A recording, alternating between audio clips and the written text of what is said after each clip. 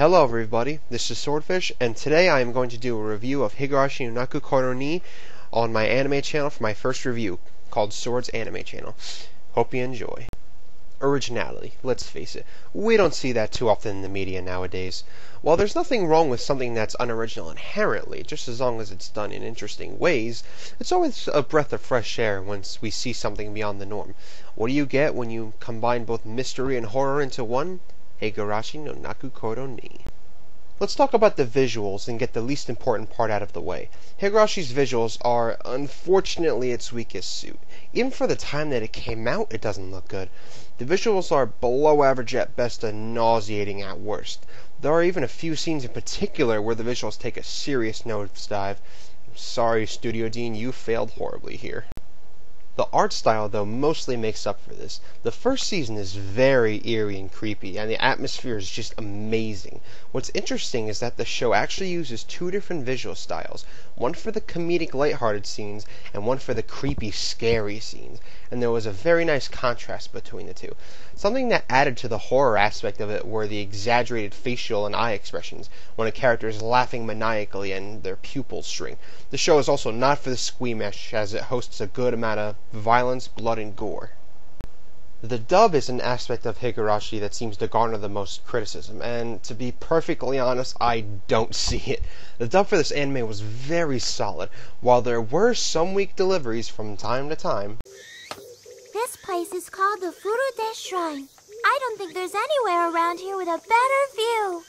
There are also some great ones. Please just forgive her! Whatever she did, forgive her! Do what you want with me! In fact, there are actually a handful of characters that I preferred in English, particularly that of the main character, who I thought was very poorly voiced in Japanese.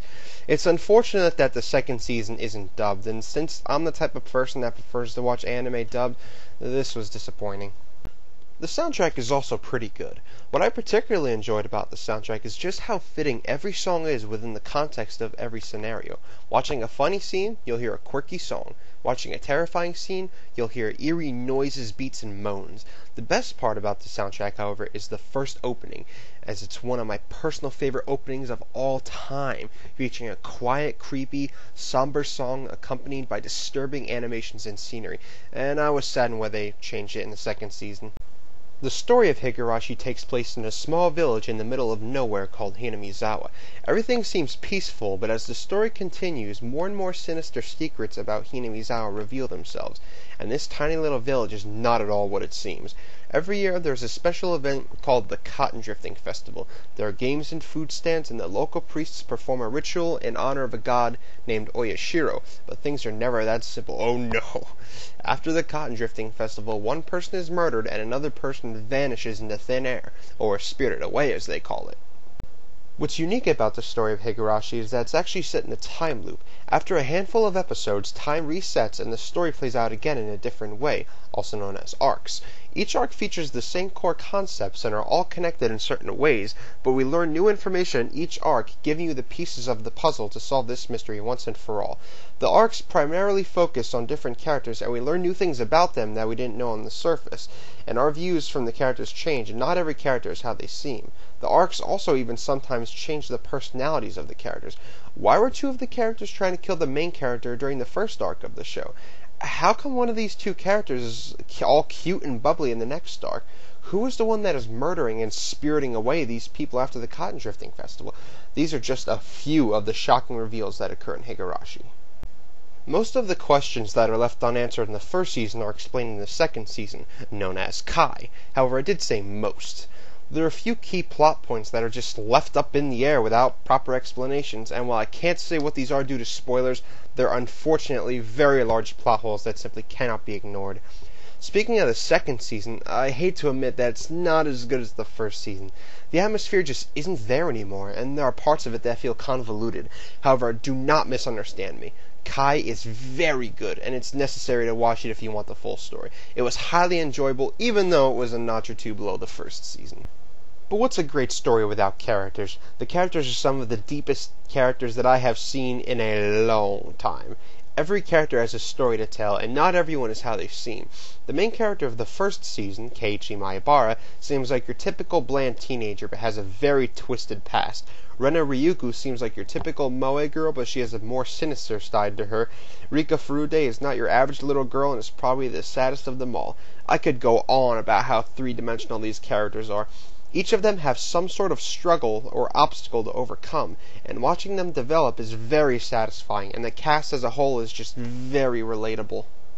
Mystery, horror, plot twists, deep characters. Is there really any reason to not love this story? It's absolutely brilliant, and if you're looking for a great mind bender, then look no further. Higurashi's story is wonderful and just so fucked up at times. But that's not enough food for you. You should eat some vegetables with that too. So if you would just let me in, Keiichi. Just go home. Come on, Keiichi. Open the door. Just please go. Don't do this. Keiichi. Go home. Go home! Yeah! Go home. Just go home. Oh, Keiichi. Go home. Just go home. Go home. I was just saying. Go home. Just go home. Sorry. Go home. Go home.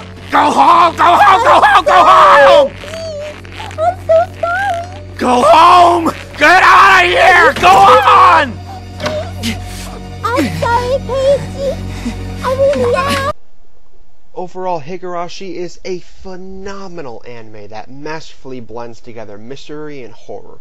With a mature and intricate plot, complex characters, and amazing atmosphere, this is one not to be missed by any anime fan. Its flaws are there, and they are noticeable, but these are by no means deal breakers, and I award it a 10 out of 10. Higurashi is top tier, and if you're looking for a great mystery, look no further. Higurashi has got you covered. 私の指